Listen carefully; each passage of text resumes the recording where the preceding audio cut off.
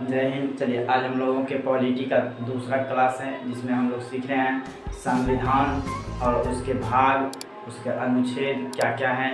ये हम पिछले क्लास में बता चुके हैं। पिछले क्लास में हमने बताया कि भाग क्या होता है, अनुच्छेद क्या होता है, समझाने का प्रयास किया है। उसके बाद हम लोग बताया है कि भाग 1 में कितने अनुच्छेद हैं। उस अनुच्छेद में जैसे कि हम लोग बताए थे कि अनुच्छेद 1 क्या कहता है कि भारत राज्यों का एक संघ है, अर्थात यूनियन है ना, ये कभी टूटकर अलग नहीं हो सकते। उसके बाद जो देश फेडरेशन होता है वो देश क्या होता है, टूट के अलग, उस देश के राज्य टूट के अलग हो सकते हैं, लेकिन भारत के राज्य टूटकर अलग नहीं हो सकते हैं। उसके बाद हम लोग बताए थे अनुच्छेद 2 के बारे में। अनुच्छेद 2 क्या कहता है, अनुच्छेद 2 कहता है कि कोई भी राज्य अगर उसका इच्छा है कि हम भारत में मिलना चाहे तो अनुच्छेद 2 के तहत उसको क्या जा सकता है, मिलाया जा सकता है। जैसे सिक्किम को मिला लिया गया भारत में, ठीक ना। अनुच्छेद 3 में भी बताए थे, अब जब मिल गया है कोई राज्य उसको तोड़ के क्या कर सकते हैं, अलग कर सकते हैं। उसके बाद का अनुच्छेद 4 में कि इसको 368 से क्या किया जाए, बाहर रखा जाए, बाहर रख दिया गया, जिसके कारण इस पर राष्ट्रपति ने कोई अपना प्रतिक्रिया नहीं व्यक्त कर सकते हैं, ठीक ना। तो आज हम लोग सीखेंगे इसके आगे, ठीक ना। इसके आगे हम लोग जानेंगे कि जब भारत आज़ाद हुआ तो उस समय नागरिकता किसको किसको देना चाहिए, किसको नहीं देना चाहिए, उसके बारे में भाग 2 में लिखा गया है, ठीक ना। लेकिन भाग 2 जाने से पहले हम लोग कुछ पॉइंट को देखना पड़ेगा। भाग 2 को समझने में जो क्या है, बहुत ज़्यादा ज़रूरी है, ध्यान दीजिए। जैसे भारत जब क्या था, गुलाम था, ब्रिटिश का क्या था, गुलाम था। तो भारत जब आज़ाद होने के कगार पे आए तो एक नया देश पाकिस्तान उभर कर निकलने लगा कि पाकिस्तान भी क्या बनेगा, देश बनेगा। तो पाकिस्तान देश बनने लगा जो 14 अगस्त 1947 ईस्वी को बन गया। उसके बाद इधर भारत बच गया। तो जब अंग्रेज लोग हम लोगों पे क्या कर रहे थे, राज कर रहे थे, उस समय पाकिस्तान और भारत क्या था, मिला हुआ था। तो उसने अंग्रेज जब छोड़ के जाने लगे तो उसने भारतवासियों को एक अधिकार दिया। उन्होंने कहा कि कोई जो क्षेत्र है, इलाका है, जो रियासत है, रियासत अगर बात करेंगे ना, भारत में उस समय 552 से अधिक देशी रियासत था। उन सभी को क्या किया, एक अधिकार दिया कि तुम चाहो तो भारत में रह सकते हो, या फिर भारत में नहीं रहना चाहते हो तो तुम पाकिस्तान में भी जा सकते हो। उसके बाद अगर कोई स्वतंत्र देश बनाना चाहता है, अपना रियासत, अपने राज्य को लेकर, एक दो राज्य मिलाकर अगर कोई स्वतंत्र देश बनना चाहता है और भी, तो वो भी कर सकते हो। ऐसा अधिकार अंग्रेजों ने दे दिया, ठीक ना। सभी क्षेत्रों को, चूँकि हमारा देश क्या था, बटा हुआ था उस समय, ठीक ना। तो उसने क्या कर दिया, एक अधिकार दे दिया। तो कितना, 552 से अधिक देशी रियासत था। अधिकार उन्होंने दिया कि कुछ देश भारत में, कुछ राज्य भारत में भी रह सकते हैं, मतलब कि जो चाहते हैं, जिसका इच्छा है कि हम भारत के साथ हम सुरक्षित हैं तो भारत के साथ रह सकते हैं। उसके बाद जो चाहता है कि हम पाकिस्तान में जाएं, पाकिस्तान में जा सकते हैं, या फिर जो चाहता है कि हम स्वतंत्र देश बना, ठीक ना, जो राज्य चाहते हैं कि हम स्वतंत्र देश बना तो स्वतंत्र देश भी बन सकते हैं। ऐसा अंग्रेजों ने क्या कर दिया था, सभी देशी रियासत वाले को अधिकार दे दिया गया था। तब जाके जब ये अधिकार दे दिया तो कुछ ऐसे भी राज्य थे जो पाकिस्तान में चले गए, ठीक ना, कुछ भारत में रहे, कुछ ऐसे थे जिसका इच्छा था पाकिस्तान में जाने का, पर तो इलाका भारत में आ रहे थे। जब नक्शा खींचे गए तो उस समय इलाका भारत में आ रहे थे, और वहाँ भारत में रहते हुए फिर भी वो चाहता था कि हम पाकिस्तान में जाए, जो संभव नहीं था। तो सरदार पटेल उस समय क्या कर रहे थे, पूरे रियासत को एक करने का प्रयास कर रहे थे, पूरे देश को एक करने का प्रयास कर रहे थे, यूनियन बनाने का प्रयास कर रहे थे। कौन, सरदार पटेल ने। शुरू में बताएं, भारत क्या राज्यों का एक संघ है, इसका राज्य टूटकर अलग नहीं हो सकता। तो उन्होंने संघ जब बनाने का प्रयास कर रहे थे तो उस समय कुछ राज्य आए, 3 मुख्य रूप से राज्य उभर कर निकले जो भागना चाहता था भारत से। जैसे पहला था जम्मू कश्मीर। जम्मू कश्मीर सोचता था हम स्वतंत्र देश ही बनाना, ठीक ना। जम्मू कश्मीर क्या सोचता था, देखिए इससे पहले लिख दिया, सरदार पटेल ने सभी राज्यों को भारत में विलय करा दिया, परंतु 3 राज्य विलय के लिए तैयार नहीं थे। 3 ऐसे राज्य थे जो भारत में विलय होना नहीं चाहते थे। वो चाहते थे कि हम पाकिस्तान में मिल जाए या हम स्वतंत्र बन जाए, इस तरह की इच्छा रखता था, जिसमें जम्मू कश्मीर स्वतंत्र देश बनना चाहता था, ठीक ना। तो जम्मू कश्मीर यह स्वतंत्र देश बनना चाहता था। यहाँ का राजा कौन था? तो हरि सिंह था। तो उस समय जम्मू कश्मीर का राजा कौन था?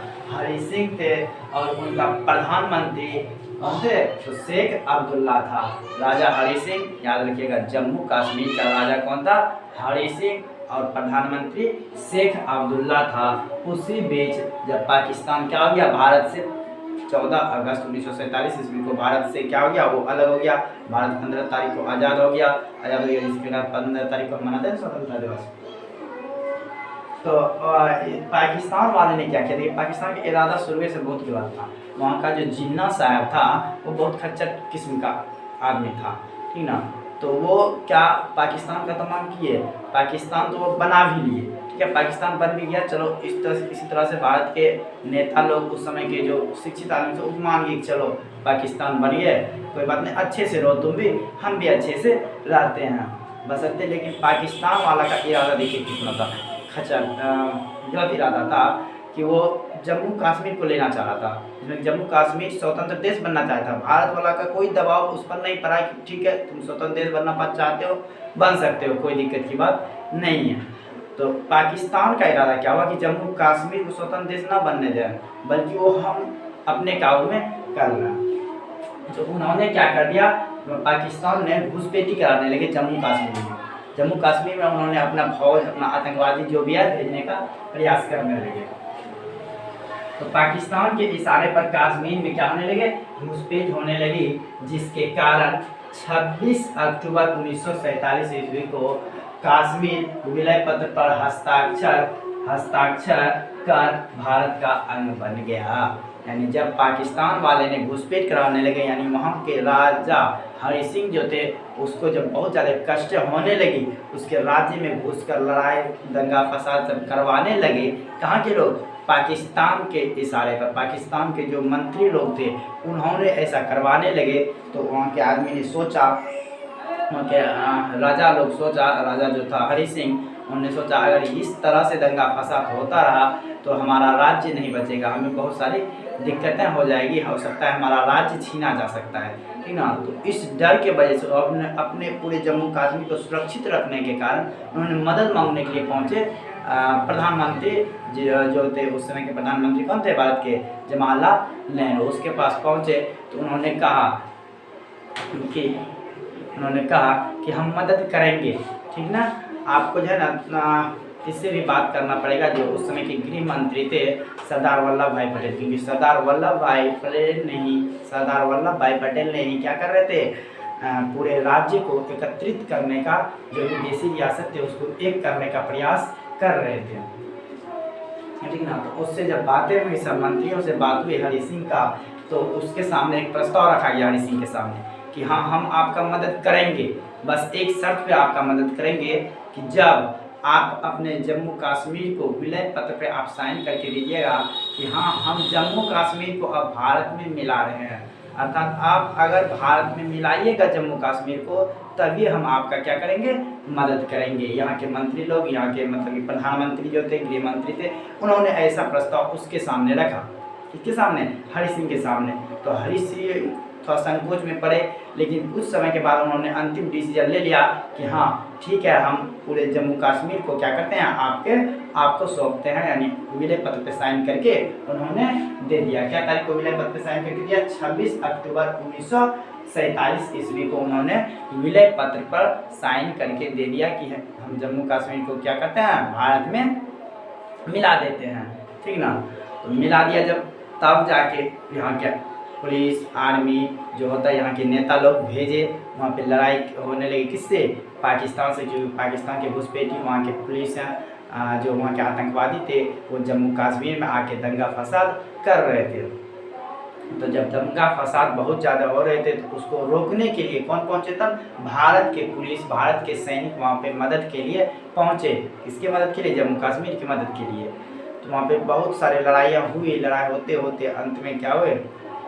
जम्मू कश्मीर का 2 हिस्सा, यानी 2/3 हिस्सा, 2 हिस्सा किसके? भारत के पक्ष में आया, और 1 हिस्सा पाकिस्तान फिर भी कब्जा करके रखा हुआ था, जिसको हम आज POK कहते हैं, अभी भी रखा हुआ है, ठीक ना। तो वो एक्चुअली में पीओके क्या है, भारत का है, ठीक ना। तो पीओके लेना चाहिए कि नहीं लेना चाहिए, पीओके भारत को लेना चाहिए, क्योंकि हरि सिंह ने हस्ताक्षर करके दिया है, हम पूरे जम्मू कश्मीर को क्या करते हैं, भारत में मिलाते हैं। पूरे जम्मू कश्मीर को भारत में मिलाने का बात है, जो कि कुछ हिस्से पर अभी भी पाकिस्तान वाले ने कब्जा करके रखा है, ठीक है। तो जूनागढ़, उसके बाद कुछ जम्मू कश्मीर के बारे में समझ में आ गया। जम्मू कश्मीर 3 राज्य था जो उलट पुलट करना चाहता था, ठीक ना, जो भारत में रहना नहीं चाहता था, जिसमें जम्मू कश्मीर था। जम्मू कश्मीर के क्या समझ में आ गया इसका बात है, क्या प्रॉब्लम थी वहाँ पे। तो इस तरह से क्या कर लिया, जम्मू कश्मीर को भारत का एक अभिन्न अंग बना लिया गया। अब आता है जूनागढ़। एक जूनागढ़ क्षेत्र था जो गुजरात के एक रियासत था, गुजरात का एक छोटा सा राज्य था, गुजरात राज्य में ही ये छोटा सा एक जगह था जहाँ पे कोई और राजा था। तो जो पाकिस्तान में जाना चाहता था, वहाँ के जो राजा लोग थे, उस समय तो राजा ही हुआ करते थे 1947 के समय, उससे पहले, ठीक ना। तो जो छोटा मोटा राजा थे, मतलब कि राजा के लेवल का था, मतलब कि था क्या, अंग्रेज के तो काबू में था ही, लेकिन वहाँ के मंत्री लोग जो राजा बनने योग्य था, वो मतलब कि जो कह सकते हैं उस क्षेत्र के मंत्री, जो पहुँचल मंत्री हो, जो ऊपर लेवल का मंत्री हो, ठीक ना, पाकिस्तान में जाना चाहता था। वो लोग सब लोग क्या कहते थे कि हम पाकिस्तान में जाएंगे, मुस्लिम लोग था, वो क्या कहता था कि हम पाकिस्तान में जाएंगे, जाना चाहता था। किंतु सरदार पटेल ने वहाँ पे क्या करवा दिया, जनमत संग्रह करवा दिया। जनमत संग्रह, वहाँ के जनता से पूछा गया कि आपका क्या इच्छा है, आप अपना इच्छा बताइए कि आप किस में जाना चाहते हैं, आप पाकिस्तान में जाना चाहते हैं कि आप हिंदुस्तान में जाना चाहते हैं, आप किस में रहना चाहते हैं। तो जब जनमत संग्रह कराया तो उसमें भारत का जीत हो गई, सरदार पटेल का जीत हो गई, ठीक है ना। तो इसके कारण वो क्या कर लिया, जब जीत हो गए तो जूनागढ़ को भारत में मिला लिया गया, ठीक है। कब मिलाया, तो 9 नवंबर 1947 ईस्वी को मिला लिया, ठीक ना। तो याद रखिएगा, जूनागढ़ को भारत में कब मिलाया गया, 9 नवंबर 1947। हाँ कि आज़ाद कब हुआ, 15 अगस्त 1947 ईस्वी को भारत आज़ाद हो गया है। 9 नवंबर को जाके किसको मिला, जूनागढ़ भारत का एक हिस्सा बन गया, ठीक ना। और ये जम्मू कश्मीर कब बना, तो 26 अक्टूबर 1947 ईस्वी को भारत का हिस्सा बना। अब एक राज्य था हैदराबाद। हैदराबाद क्या सोचता था, ये भी सोचता था कि हम कहाँ चल जाए, पाकिस्तान में चल जाए, जो संभव तो था नहीं। पाकिस्तान में कैसे जाने दे देगा, भारत के इलाके में आ रहा था, लेकिन वो जाना चाह रहा था पाकिस्तान में। तो काट के तो कोई हिस्सा बीच से निकाल के तो उसको नहीं दिया जा सकता है, ठीक ना, प्रॉब्लम खड़ा हो जाता। तो हैदराबाद पाकिस्तान में मिलना चाहते थे, किंतु सरदार पटेल सोचे, सरदार पटेल ये बहुत खतरनाक किस्म का आदमी था। ये इसका सोच देखिए क्या था, इन्होंने एक हाथ में लड्डू लेकर चलते थे और एक हाथ में लाठी, ठीक है। पहले आदमी से मिलते थे, पहले लड्डू खिलाते थे, प्यार से कहते थे भाई मिल जाओ, भाई ऐसे करो, भाई ऐसे करो, आपके लिए अच्छा रहेगा, अच्छे से समझाते थे पहले। जब नहीं मानते थे तब ऊपर से डंडा भी देते थे, ठीक ना। बहुत खतरनाक आदमी था, ठीक ना। अच्छे आदमी थे, खतरनाक तो गलत आदमी नहीं कह सकते, बहुत अच्छे आदमी थे, ठीक ना। तो इन्होंने क्या किया, सरदार पटेल ने पुलिस की वर्दी में सेना को भेज दिया था। जब उसको कहा, हैदराबाद को कहा कि भाई आप मिल जाइए, उसको बड़े प्यार से खूब समझाया, वो मानने के लिए तैयार ही नहीं होते थे। तो जब मानने के लिए तैयार नहीं हुए, तब अंत में इन्होंने क्या किया कि पुलिस के वर्दी में सेना को क्या कर दिया, भेज दिया वहाँ पे, कहाँ, हैदराबाद में। हैदराबाद में भेज के जिसे ऑपरेशन पोलो कहा गया, भेजा, और उसको कहा तो क्या कहा, ऑपरेशन पोलो कहा। इसी के तहत हैदराबाद को भारत में 17 सितंबर 1948 ईस्वी को, सोचिए 15 अगस्त को ही आ जा रहा, बहुत कुछ जल्दी मिलना नहीं चाहता था, ठीक है।